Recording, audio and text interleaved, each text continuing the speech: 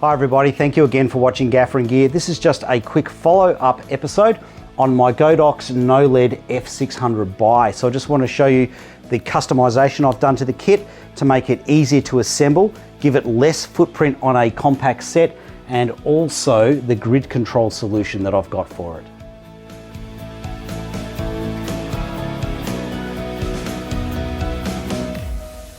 All right, so for a lot of you watching this, you're going to want to know where I got my grid from, because the grid that came with this light was terrible. Great light, awful grid. All right, so I got my grid from Andre over at grid2order.com. Okay, so grid2order.com, that's where you go to get one of these grids. So this grid sells for about $300 US.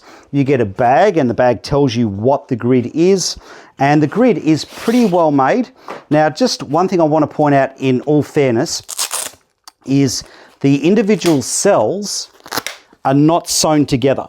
Okay, so the individual cells do sort of interlink, but they're not sewn. All right, so if you're an owner-operator and you respect your equipment, you won't have a problem with this. But what I found with Andre's gear compared to, say, DOP Choice is the difference is in rentals. Okay, Andre's gear doesn't survive rentals all that well, whereas DOP Choice really does survive the rental market, and that's why there is a substantial price difference. All right, so anyway, I decided that I'm not really going to rent this out. Let's have a look at how well this fits into the light.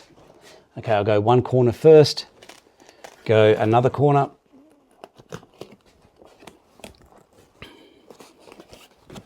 How easy is this? Okay, so it really is made well. Now, he's made a heap of these for other gaffers. So simple as that. Let's get this thing so I can tilt it around and have a look. All right, beautiful. Let's fire it up.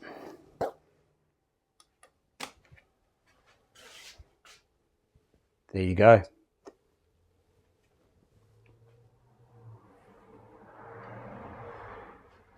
Now, one of the things that was initially putting me off using the 600Bi on set was having everything in the one case. So look, this is ideal if you've got to travel around in a small vehicle, but having everything in the one case like this was extremely heavy.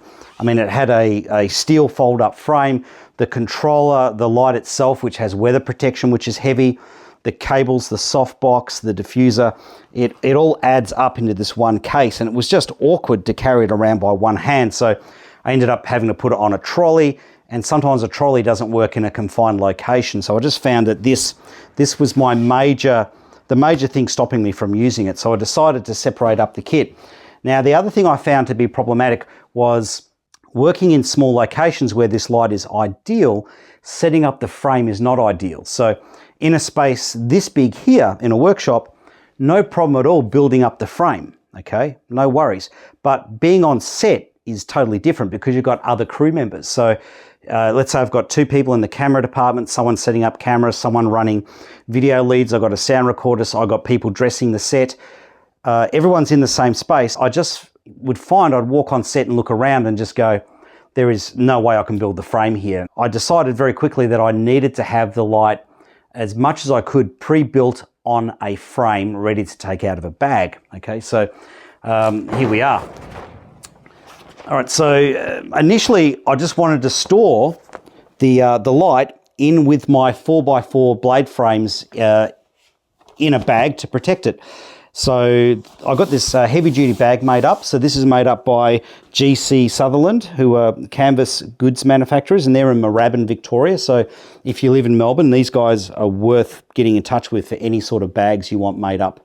They are absolutely brilliant. The bags will definitely outlast your lights, I can tell you that from experience. So this is a heavy duty military grade canvas bag, and this bag cost me 572 Australian dollars to get made. All right, so I've got this bag that protects the LEDs while the LEDs are on the frame. But the next part of the concept I wanted a bag that was easy to move around. I didn't want to have a 4-foot bag that I have to carry around with two hands. I wanted to have a hand-free. So, you know, some locations I might need this to open doors. I can always use it to carry other stuff. So these guys didn't quite understand me. I wanted a strap down here, which they did, but this strap I wanted further up here. Okay, so they didn't quite get that right, but I didn't want to hassle them with remaking the bag for me because they really are the most lovely people to deal with. So I just put a strap through here. Now in this bag is the snap grid. Okay, so let's just put that here for the moment. And in this other bag here is the controller, the cables, the softbox, and the diffuser. That all fits into that little bag. And this bag used to be the bag that the fold-up frame was stored in, so I've recycled it. So this is how I get this thing onto set. So as you can see, I can easily walk into a location. I can go up and down stairs, down narrow corridors, no problem at all. Okay, so let's take a look at the custom frame I got made up, and this was made for me here in Melbourne by PRICHETT Proprietary Limited. So if you work in Melbourne and that name sounds familiar to you, that's because he's our generator guy. So if you need silent running generators, he's the man. But also if you need fitting and turning done, he's also a fitter and turner. He's fitted out all of my previous vans and pretty much fitted out everybody's grips and electrics trucks. All right, so I've gone with a spigot on the top and not a spigot on the back. And the main reason for that was so I could store this in with my blade frames.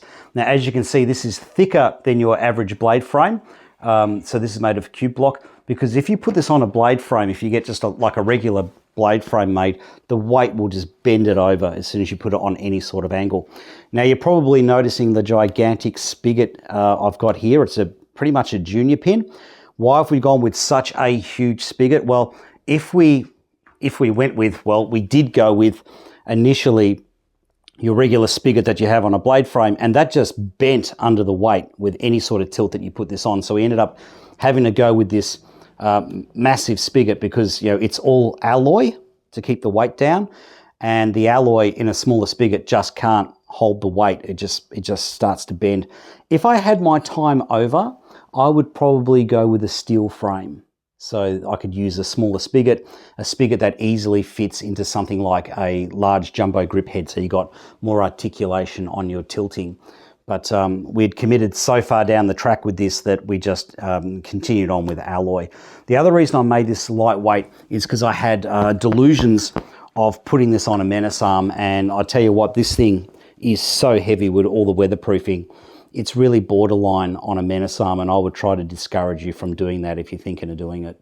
Now, in terms of mounting this to my stands, I use a junior angle adapter. So this is made by Kupo, and this is in episode 167. Now, the only sort of issue I've got with this is this tilts, and it has a Rosetta system, so it can't accidentally slip, but it is very limited in terms of the angles that you can put it on. So again, that's why I'd probably go a steel frame if I did this again, so I could have a steel spigot and not require a spigot that's as big, and that would give me way more options in a jumbo grip head. The other reason I wanted a mounting point on an edge and not on the back was to reduce the stand footprint in a small location. Quite often I'm working in people's houses and office blocks and things like that. So, you know, having a stand mounted to the back, well, then the stand footprint would probably come out to here with the legs. So it sort of starts defeating the purpose of having a mat light. Whereas here, for example, especially if the person's sitting down, I can use a smaller stand with the aid of a lot of shop bags, by the way. I wouldn't just put it like this. And I can get this, you know, right up against a wall. No problem at all. The other reason I wanted the mounting point on an edge is so I could side mount it like this. So you don't necessarily have to use a small stand under here. If you want something with a bigger footprint, you can use something with a bigger footprint. I always go with an apple box at the other end to assist the stand here, so I don't need as many shop bags. But I quite often have mat lights like this side mounted, especially if I'm working in a kitchen. You know, sometimes the ideal place to put the light is over the top of the kitchen bench. And you know, I can just have the stand next to the kitchen bench and this you know, just swinging out over the bench, and I'm there nice and quick. All right, thank you again for watching another episode. So that's my sort of customization for this kit to get it on set.